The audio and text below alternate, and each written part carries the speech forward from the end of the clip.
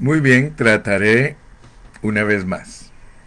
A veces sucede esto que el sistema nos corta, pero oremos a Dios. Señor, te pedimos que por favor nos ayudes y que no te voy a pedir que reprendas los obstáculos, sino, Señor, quita los obstáculos que nos impiden a veces conectarnos con nuestros oyentes. Bueno, repito otra vez, vuelvo a refrescar lo que he estado hablando ahorita. Yo creo que como 3, 4 minutos se me fueron tratando de introducirme. Casi 6 minutos se me fueron tratando de introducirme, pero voy a volver a repetir lo mismo que dije. Tal vez ya no me sale con las mismas palabras, pero la esencia es la misma.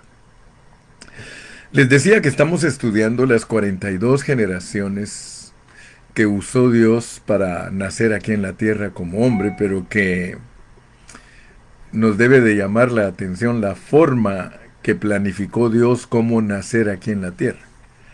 Si ustedes ponen atención a Mateo capítulo 1, versículos del 1 al 17, ustedes se van a dar cuenta que Dios usó 42 generaciones para producir una mujer. Fíjese que está bonito, ¿verdad? Porque nosotros estudiamos el nacimiento del Señor Jesucristo. Y cuando hablamos de esas 42 generaciones, nosotros hablamos que Dios usó gente civil, gente de la realeza y también gente despreciable. Dios usó 42 generaciones de esas tres clases de personas para producir una mujer. Porque esto es lo que nos debe de sorprender del nacimiento de Jesús llamado el Cristo. Nos debe de sorprender que Dios preparó, o sea que tiene que ver mucho el semen, la simiente, o sea que venía esa línea de la familia de María, venía esa línea y era muy cuidadosa. Esa línea la cuidó mucho Dios, la blindó para que fueran personas que aunque tuvieran problemas de pecado y de maldad, se guardaran puras en sus familias, sin contaminaciones en sus familias, para que de ahí naciera María. Yo pienso que por eso el catolicismo le da mucha importancia a María, porque la realidad es esa, que las 42 generaciones son para producir a María una mujer, un vaso limpio, un vaso puro, para que Dios milagrosamente y misteriosamente depositara en el vientre de María la simiente. O sea que estamos hablando de una simiente celestial, de un semen celestial.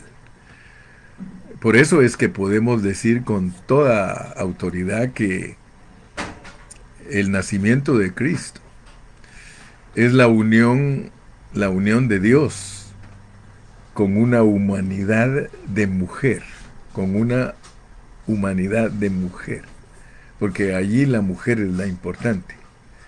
Y vuelvo a repetir, nosotros no somos los que le dan idolatría a María, pero sí respeto porque es un vaso limpio y puro que Dios usó para que naciera nuestro Señor Jesucristo. Entonces notemos pues que esto es maravilloso porque ninguno de nosotros va a poder entender a cabalidad la promesa y la bendición que Dios le hizo a Abraham si no entiende esto que le estoy hablando. Porque la promesa y la bendición que Dios le dio a Abraham era algo tremendo. La promesa le dijo que a través de su simiente, o sea que iba a tener una simiente física a Abraham, que era su hijo Isaac. Y Dios le dijo que a través de su simiente Isaac que iba a nacer Cristo. O sea que en esa línea iba a nacer Cristo, que es Dios hecho hombre. Pero luego le dijo que era para una bendición, o sea que la bendición era para que por medio del Evangelio toda familia en la tierra fuera bendecida. Pero si no ponemos atención a eso, hermano, nosotros siempre vamos a andar cortando ramas. O dicho en otras palabras, todo el tiempo vamos a andar dando manotazos al aire. Yo le explico a usted la palabra de Dios en la forma que Dios nos la revela, cómo está escrita en la palabra. Cómo está escrita. Es muy importante entender esto que yo le estoy diciendo a usted. Porque si usted no entiende todas esas 42 generaciones para que naciera una mujer en la cual Dios iba a depositar su simiente, para que de la mujer naciera Jesús llamado el Cristo, que es un misterio porque es Dios hecho hombre. Dios hecho hombre. Pero Dios no es hijo de ningún hombre. Él solo usa un vaso, que es la mujer, para depositar la simiente, y la simiente que nace, claro está, que ahí hay una combinación, ahí hay una mezcla. Dios se mezcló con los humanos. Usted sabe que desde el principio de la Biblia, Dios nos muestra que en la esfera espiritual hubieron ángeles caídos que se mezclaron con las mujeres y que produjeron hijos. Entonces, sí hay simiente, fíjate, esto es sorprendente. Sí hay simiente en la vida espiritual, en la vida angelical hay simiente. Sí se pueden producir hijos. Y eso yo no me voy a meter hoy profundamente porque van a creer que soy mormón. Pero no, hermano. Mire, cuando usted estudia la Biblia, usted descubre misterios que la gente nunca ha entendido. Los ángeles caídos se mezclaron con las mujeres y les nacieron gigantes. Así está escrito en Génesis 6. Yo no estoy inventando nada. Yo estoy hablando de la palabra bendita de Dios. Inclusive, la serpiente es la encarnación. Imagínese usted, es la encarnación de Satanás. O sea que en la esfera espiritual tuvo que haber información, tuvo que haber divulgación. O sea, usted solo póngase a pensar. Allá en la esfera espiritual, todos los seres espirituales entendieron que aquí en la tierra, con la hechura de Dios aquí en la tierra, iban a haber misterios. Porque ya entendimos que nosotros en nuestra vida espiritual somos criaturas, somos creación. Pues allí en la creación sucedieron tantas cosas, hermano. En la vida espiritual, en la preexistencia, allí fue donde se originó todo lo que ahora nosotros solamente le tenemos que pedir a Dios que nos ayude a entender. Pero todo esto que estamos viviendo aquí en la tierra, hermano, son asuntos espirituales, son cosas que pertenecen a la esfera espiritual.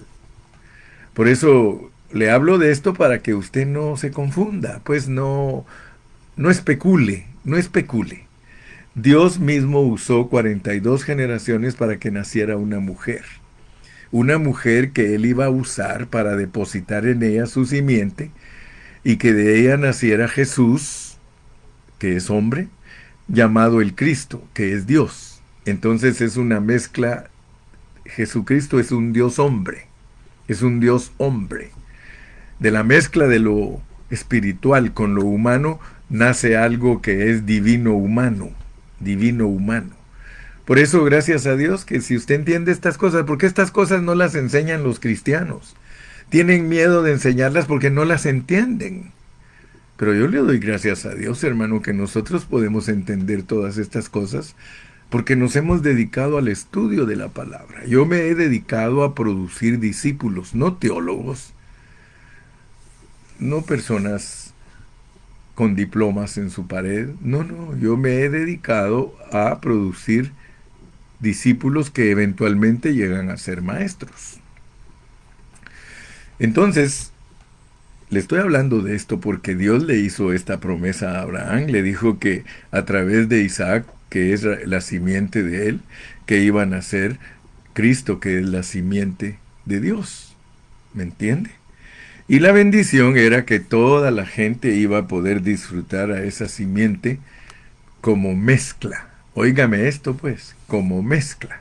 Nosotros somos una mezcla. Si usted ya entendió Efesios 2:10, que usted fue creado en Cristo Jesús y que Cristo es corporativo, entonces usted va a entender que Dios produjo algo maravilloso. Dios produjo a su iglesia. O sea que la iglesia de Cristo es una mujer. En la vida espiritual hay una mujer que da a luz también a un ser divino. Noten eso, es que vuelvo a repetirle, póngame muchísima atención, por favor, porque si no, nunca se va a ubicar. Nunca dominará estos temas. Tal como María dio a luz físicamente a Cristo,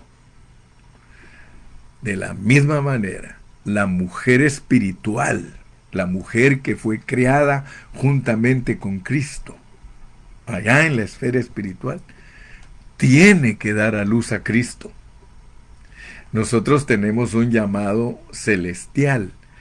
Nosotros tenemos que ser la mujer que da a luz a un Cristo espiritual, a un Cristo que se identifica totalmente con nosotros en resurrección, porque solo en resurrección es que Cristo vuelve a su estado primigenio. Y estoy hablando de todo esto porque, hermano, usted no va a entender la promesa y la bendición si yo no le explico detalladamente estas cosas. Dice Maribel Mosqueda, amén. De ahora en adelante a nadie conocemos según la carne. Y aun si conocimos a Cristo según la carne, ya no lo conocemos así. Pero noten pues cómo Dios tiene arreglo divino, cómo este plan, hermano, que nos revela su venida aquí a la tierra. Pero pongamos atención porque la promesa con bendición es para que nosotros entendamos que es recibir a Dios dentro de nosotros. Recibir a Dios dentro de nosotros. Vamos a irlo desgranando poco a poco. Vamos a irla barajeando bien. ¿Cómo es que Dios en nosotros se vuelve una bendición? Porque así le prometió a Abraham. Mira, Abraham, yo te voy a bendecir. ¿Y cuál va a ser la bendición? Que tu simiente va a servir para que todas las familias de la tierra me posean a mí dentro de ellos. El plan está delineado en la esfera espiritual. O sea que allá en el cielo es que Dios programó todo, hizo todo, y por eso en Romanos capítulo 8 y versículo 29, todo está en pasado, porque el Señor, para Él ya está hecho todo, ya está concluido todo. Pero como nosotros estamos hablando del trabajo de Dios en el proceso nuestro, porque tenemos que ser procesados, porque solo procesados podemos regresar a nuestro estado primigenio. Si Dios no nos procesa, nosotros no podemos regresar a nuestro estado primigenio. Entonces, esa palabra es clave para los cristianos. Y me gusta, fíjese que últimamente muchos hermanos han hecho cantos más bíblicos. Porque habla uno de, hay un canto que habla del desierto y que en el proceso, yo viviré en el proceso, porque ya entendimos que la vida cristiana está tipificada como una peregrinación, como un viaje. De hecho, nosotros estamos estudiando todavía las 42 jornadas, porque son una sombra del viaje nuestro para tomar la tierra prometida. Entonces quiero que por favor vea que la bendición es que en ti serán benditas todas las naciones. Hoy día todas las naciones tienen gente con la bendición de Abraham, que fue una promesa. La bendición es que ese Dios precioso se procesó, porque la promesa dijimos que es el Espíritu. La promesa es el Espíritu. Y la bendición es que la tengan todas las naciones. Y les decía en otros mensajes anteriores que tenemos que estudiar bien porque el Espíritu Santo tiene dos aspectos. Dios como el Espíritu, porque a Él hay que conocerlo como Padre, como Hijo y como Espíritu, pero no para saber doctrina, por favor. Mire, es que a mí me frustran muchos cristianos, porque muchos cristianos están peleando por doctrinas. Mire, solo hay dos escuelas entre todos los cristianos respecto a el ser de Dios, cómo es Dios, cómo está conformado Dios. Solo hay dos escuelas entre todos los cristianos. Hay una escuela que se llama, se llama modalismo. El modalismo empezó desde el primer siglo. Y también hay otra escuela que tiene el triteísmo, también empezó desde el primer siglo. O sea que los cristianos estamos divididos por doctrinas. Fíjese que estamos divididos por doctrinas, pero eso no importa. Eso no es a la larga el problema, porque muchos lo han hecho problema. Los hermanos que defienden el modalismo, ellos todo el tiempo están predicando en contra de los hermanos que predican el triteísmo. Y los hermanos del triteísmo son un poquito más sabios, pero de todas maneras les calientan. Les calientan porque cuando los empiezan a atacar los modalistas, los triteístas se levantan. Pero yo quiero dejar bien claro en mi programa, yo quiero dejar bien claro en mi predicación, que ninguna doctrina hace mejor a ningún creyente. Ninguna doctrina. Ningún creyente es más salvo por defender el modalismo. Ningún creyente es más salvo por defender el triteísmo. ¿Sabe qué ha hecho esas doctrinas? Dividirnos entre nosotros, y ya en vez de amarnos entre nosotros, nos odiamos. Nos detestamos. Sí, nos despreciamos. Eso no viene del corazón de Dios. Por eso es que muchos a veces hasta nos atacan y nos dicen, no, ustedes no creen en la sana doctrina. ¿Qué sana doctrina ni qué nada, hermano? Esos son puros prejuicios que tienen los hermanos para estar uno contra el otro, hermano. ¿Por qué? Porque no tienen una cordura, porque no le dan lugar al Espíritu de Dios para que les dé sensatez y madurez, hermano. Un cristiano sano es muy sensato, es una persona muy equilibrada, es una persona que no se pone a pelear con nadie por doctrinas, hermano. Yo le doy gracias a Dios que el apóstol Pablo no nos enseña a unirnos en doctrinas, hermano. Yo estaría espantado si en la Biblia dijera que yo tengo que unirme con los hermanos por doctrina. Yo me tengo que unir con mis hermanos en la fe. Allí sí, hermano. Allí sí. Y ya gracias a Dios que este ministerio sabe lo que es la unidad del Espíritu. Y ya sabemos lo que es la unanimidad, que es la unidad del alma. Pero también sabemos lo que es la unidad de la fe. Así que gracias a Dios, Dios nos ha ido dando madurez. Y vuelvo a repetir, no estamos sacando al aire un programa para defender nuestras doctrinas y creernos que somos superiores a otros hermanos. No, Señor. Nosotros estamos aquí para predicar el evangelio que transforma a las personas, que cambia a las personas internamente. Nosotros no estamos peleando contra ningún cristiano, hermano. Cada cristiano va a dar cuentas a Dios de sus doctrinas y enseñanzas. Sí, por eso Pablo le dijo claramente a Timoteo, le dijo, procura con diligencia presentarte a Dios aprobado, como obrero que no tiene de qué avergonzarse, que usa bien la palabra de verdad. Y Pablo mismo en Efesios 4 dice que ya no seamos niños fluctuantes, llevados por doquiera de todo viento de enseñanza. Las enseñanzas, hermano, nos hacen niños.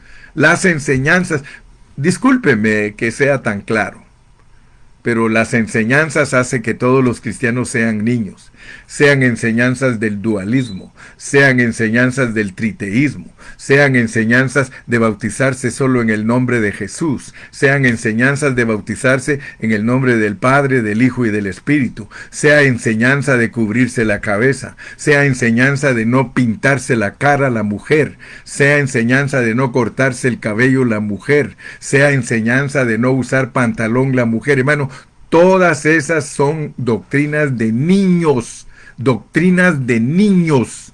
Cualquier doctrina que nos separe de la pureza de la fe de los cristianos, porque usted también tiene que saber qué persona es de la fe, porque yo no le estoy hablando que se una con cualquiera.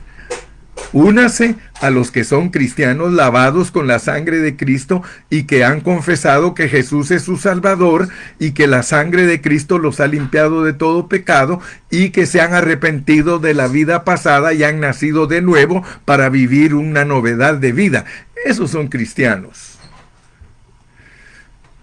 Yo no ando buscando en qué te pareces a mi creencia, hermano. Si eso fuera así, entonces yo estoy muy mal. Lo que sí tenemos que entender es la bendición de las naciones, porque la bendición de Abraham es para todas las naciones, incluyendo a los judíos, incluyendo a los árabes, incluyendo a toda nación de Suramérica, Centroamérica, ¿sí? Norteamérica, África, Oceanía, Europa, todos los continentes, todas las naciones. La promesa de Abraham era para bendecirlos a ellos. Ese es el río que sale desde allá de Génesis y que se divide en 4 brazos porque cubre el mundo entero. El río representa a Dios como el Espíritu y ese río riega toda la tierra, hermano. 4 brazos, 4 es la criatura.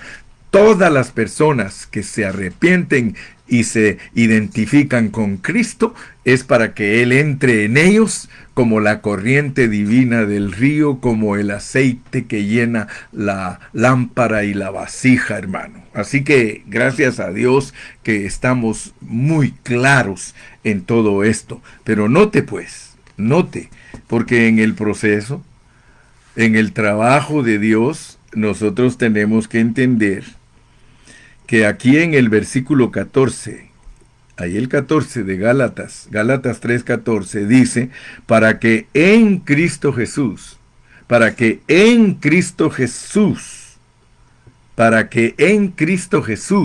la bendición de Abraham, para que en Cristo Jesús la bendición de Abraham alcanzase a las naciones, a fin de que por la fe recibiésemos la promesa. Ayer le dije que hay promesa del Padre y hay promesa del Hijo, pero es la misma promesa.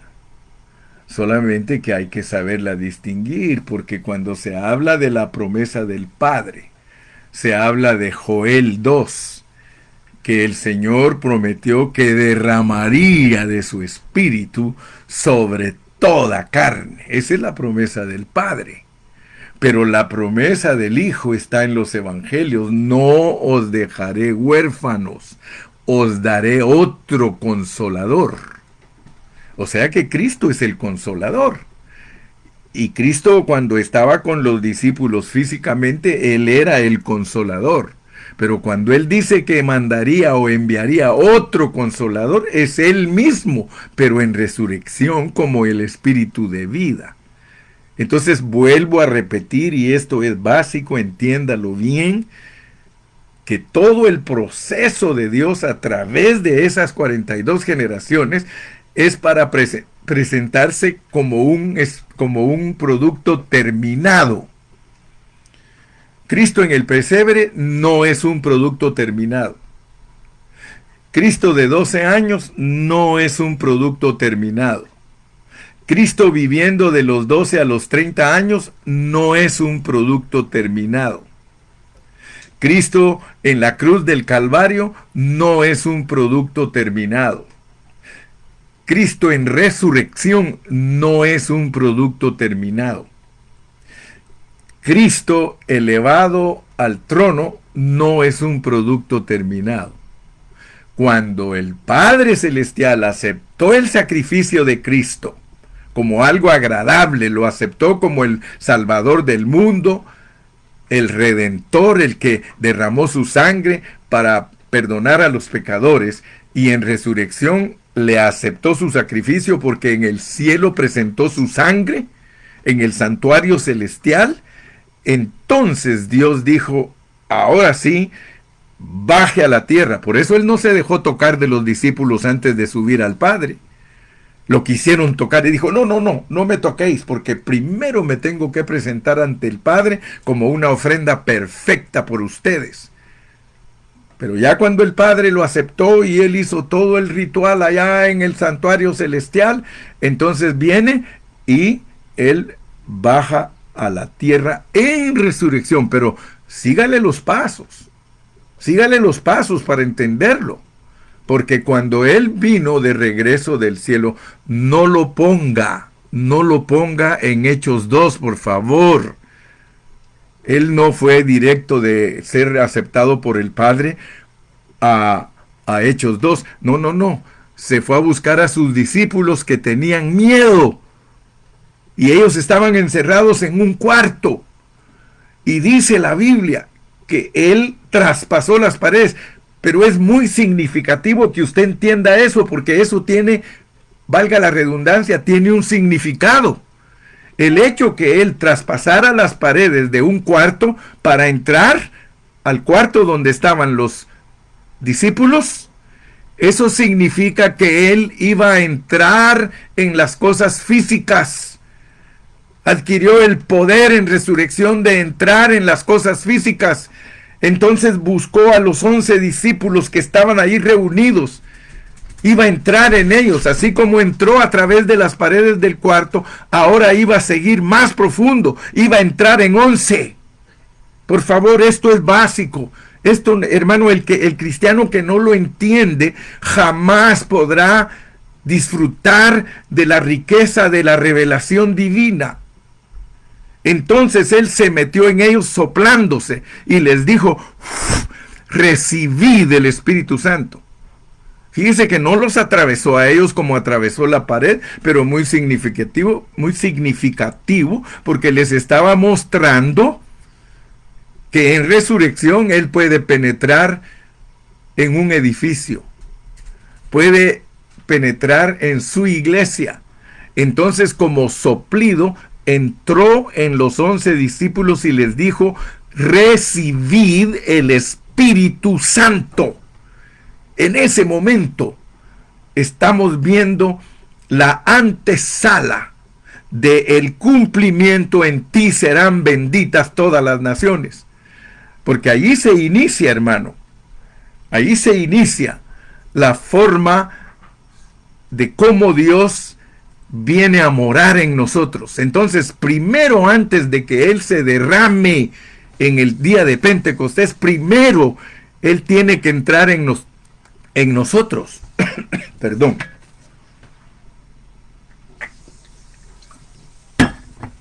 Esto no lo enseñan muchos. Ellos le hacen énfasis al Pentecostés, pero el Pentecostés, discúlpeme, es el segundo aspecto del Espíritu Santo. El primer aspecto es que Cristo entre en nosotros como vida. El segundo aspecto es que Él se derrame sobre nosotros como poder. ¿Qué cree usted que vale más? Hablando sinceramente, ¿qué cree usted que vale más? ¿Qué es más valioso para un cristiano? ¿Que Dios esté adentro de él o que esté sobre él? Hermano, la bendición que Dios le dio a Abraham por medio de la promesa era que le daría el Espíritu Santo a las naciones. Eso no se predica, hermano. Se predica de todo menos la verdad. Yo le pido a Dios que me ayude a mantenerme en la verdad, hermano, porque la verdad es la única que nos libera. Entonces, es más importante que Dios esté dentro de ti, porque esa es la vida de Dios para dirigirte. El otro es complemento. El otro es vete al aposento y espera hasta que te llenen de poder para ir a predicar. ¿Por qué cree usted que los discípulos cuando se fueron al aposento alto ya no pelearon? Ellos se mantenían peleando, discutiendo quién es mayor. Pero cuando ya Dios estaba dentro de ellos, todos calladitos, a esperar al aposento alto hasta que viniera el poder. Y gracias a Dios que vino el poder. Y cuando vino el poder sobre esos 120, vino como lengüitas de fuego. ¿Por qué? Porque era una señal de que el trabajo de Dios se había completado, que había sido recibido en el trono con satisfacción, por lo tanto ahora estaba sobre los discípulos como una autoridad. ¿Se da cuenta? Si nosotros nos pusiésemos a estudiar doctrinas, nosotros no captamos la realidad. Esto que yo te he declarado ahorita en estos últimos minutos, esa es la realidad de Dios dentro de ti. Cuando tú estudias, dice que por Moisés vino la ley, pero por Jesucristo vino la realidad. La realidad. Así dice en el Evangelio de Juan, que por él vino la verdad, dice nuestra versión, pero si estudias un poquito más profundamente la versión más adecuada y más acertada, vas a encontrar que dice que por medio de Cristo vino la gracia y la realidad. O sea que antes de que Cristo viniera a esta tierra y que pasara por su proceso, antes, mientras el proceso no estaba completo, no había realidad en las personas. Por eso fue que la mujer samaritana tuvo problemas. Ella decía, bueno, ustedes dicen que se adore en Jerusalén. Y a nosotros nos enseñaron que en el monte Gerizim. Y Jesús le tuvo que decir, mira mujer, es que esto no es de lugares físicos. La meta de mi Padre no es que ustedes adoren en lugares físicos. Hoy día es lo mismo. Nosotros no estamos llamados a adorar en lugares físicos. Nosotros estamos llamados a adorar en el Espíritu. ¿Por qué? Porque allí entró Dios. El verdadero templo es usted y yo, y adentro de nosotros está Dios. Allá adentro hay que adorarlo. ¿Me explico? ¿Me explico? Amén. Entonces, yo no quiero que usted a través de mí aprenda doctrina, no, mi hermano. Yo quiero que usted aprenda vida. Yo quiero que usted sea un cristiano práctico, un cristiano que entiende todas estas cosas, porque entonces no va a andar peleando con los demás cristianos, sino que se va a identificar como un siervo de Dios que tiene a Cristo en su corazón. Fíjese que si los modalistas entendieran la realidad de Cristo como el Espíritu, no anduvieran discutiendo, sino que le enseñarían a la gente. Porque el contexto del versículo 14 indica que el Espíritu es la bendición de Dios prometida a Abraham para todas las naciones, y la cual es recibida por todos los creyentes de las naciones por la fe en Cristo. Todo el que tiene la fe en Cristo, todo el que le cree a Dios, todo lo de Cristo, el Espíritu Santo hace de esa persona su hogar. Fíjese que este Espíritu está tipificado en Éxodo. Si usted estudia cuidadosamente Éxodo capítulo 30, usted se va a dar cuenta que ahí está el aceite de la unción. El aceite de la unción. Y cuando uno estudia, hermano, esa palabra gloriosa del aceite de la unción, ahorita no les voy a dar detalles porque más adelante cuando estudiemos el Espíritu, Estamos estudiando el Padre Celestial, luego vamos a estudiar al Hijo y después vamos a estudiar al Espíritu. Por eso ahorita solo se lo doy a vuelo de pájaro, a vuelo de pájaro. Si usted estudia cuidadosamente lo que es el Espíritu, usted va a encontrar en la tipología, en Éxodo capítulo 30. Vamos ahí, vamos a Éxodo 30 para que usted vea que Dios en el Antiguo Testamento presenta toda la enseñanza en tipos y en sombras para que nosotros podamos entender. Aquí en Éxodo capítulo 30, usted puede darse cuenta en el versículo 22 en adelante, para entender cómo es Dios como un producto terminado. Fíjese, habló más Jehová a Moisés diciendo: tomarás especias finas de mirra, excelente, 500 ciclos. Usted ya sabe que el número 5 en la Biblia significa la criatura que tiene a Dios. Número 5, criatura con Dios. Es importante. Y cuando se nos habla de mirra, como le dije, más adelante le voy a dar el significado de cada una de estas especies para que usted entienda que el aceite de la unción es una tipología para entender el proceso de Dios. Dios se revela a nosotros como un hin de aceite, porque Él es un único Dios. Él es el único Dios. Y Él se revela con 500 ciclos de canela, primero dice de mirra, excelente, 500 ciclos. Ya le dije que la mirra, vamos a estudiar lo que es. Luego dice, y de canela aromática, la mitad. Vamos a estudiar también lo que es la canela, porque son aspectos de Dios en tipología.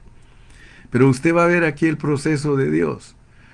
Por eso le dije, yo no estoy defendiendo una doctrina de triteísmo, ni mucho menos una de modalismo.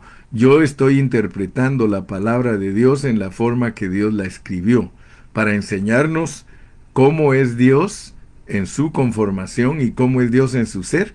Usted tiene que entender tipología. Y Él se revela entonces como 500 de mirra, y como 250 de canela y 250 de cálamo. ¿Por qué parte la segunda unidad? ¿Por qué la parte en la mitad? Porque 250 y 250 son 500.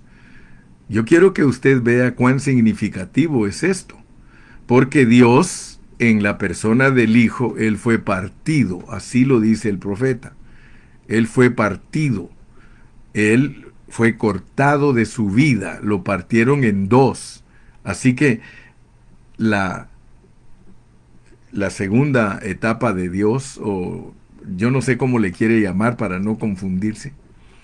La primera etapa de Dios está representada por la mirra, 500. La segunda etapa de Dios está representada por 250 y 250. 250 de canela aromática y 250 de cálamo, mostrando con toda claridad que el Hijo murió en la cruz y resucitó.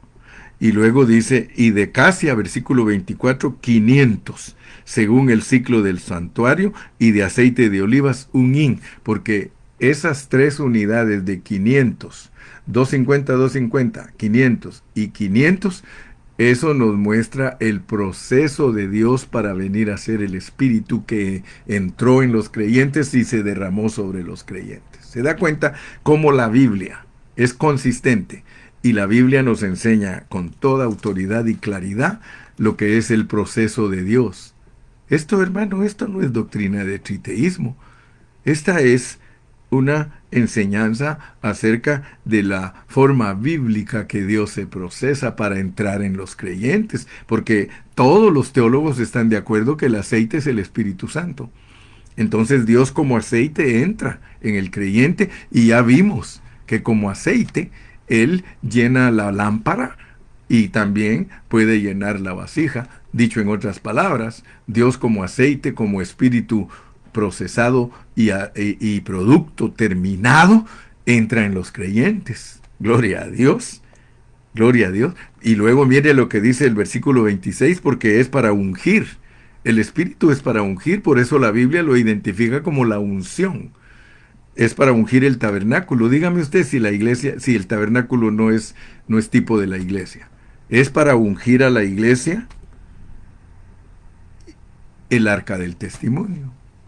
Ya cuando estudiamos Levítico estuvimos estudiando todo esto, y cuando estudiamos Números también yo lo repetí todo esto, porque todo el tabernáculo sobresale en Números como algo que Dios unge. Amén. Y luego todos los servicios que se llevan a cabo en la iglesia reciben la unción de Dios. Así que yo creo en esta mañana, mi distinguido amigo y mi distinguido hermano, que es muy importante entender la promesa y la bendición. Pero la bendición es el Espíritu Santo. La bendición es que Dios se iba a mezclar con nosotros y que ahora nosotros somos parte de esa mezcla de Cristo con el hombre. Esa mezcla que a través de las 42 generaciones se puede entender. Te invito, seguimos el día viernes si Dios quiere. Mientras tanto, recuérdate siempre, Cristo en nosotros, la esperanza de gloria. Despídete, danos un saludito ahí.